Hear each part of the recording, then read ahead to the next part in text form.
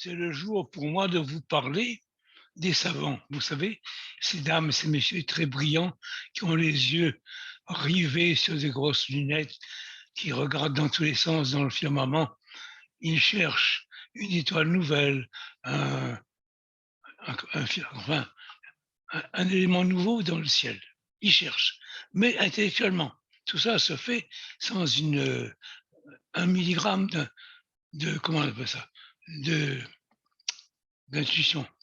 Tout est brut de décoffrage, selon l'expression des maçons.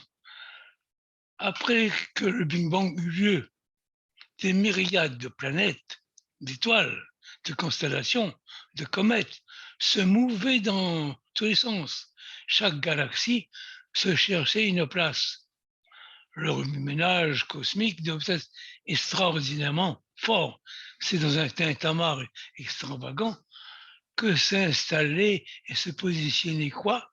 La vie. Ces gigantesques manifestations divines, comment les appeler autrement, permettaient aux hiérarchies célestes, elles aussi, de se mettre en activité. Chacune à sa place, elles élaborèrent sous des formes différentes des processus rares de vie. Dans toutes les acclimatations qui devaient se faire, des tourbillons d'incandescence et de bruit, de chaleur et de lumière devaient être effrayants. C'est là que naquit la petite Gaïa, amie, la Terre.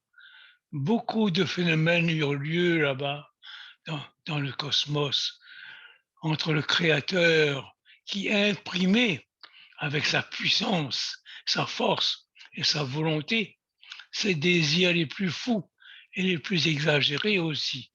Pour nous, pour moi personnellement, les incorporels du monde angélique devaient se chamailler, chacun voulant se trouver une activité pour ne pas être en reste de quelque chose, non pas pour se faire valoir, parce qu'ils ne sont pas dans l'orgueil, mais pour œuvrer à comment dirais-je, à tout ce qui va bien. En attendant, amis, réfléchissez bien à tout cela. Alors, au fait, il y a une autre genre de, de savants aussi.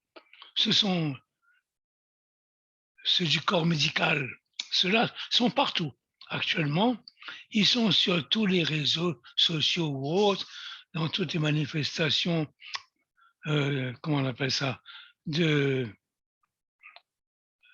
qui donnent parole à quelqu'un. On ne fait rien sans l'avis du médecin, le savant de la science parfaite. On a peur à cause de lui, il effraie tout le monde, il dit n'importe quoi sans savoir ce qu'il dit. Enfin, il est assez effrayant. Sans médecin, on ne bouge plus, on est mort.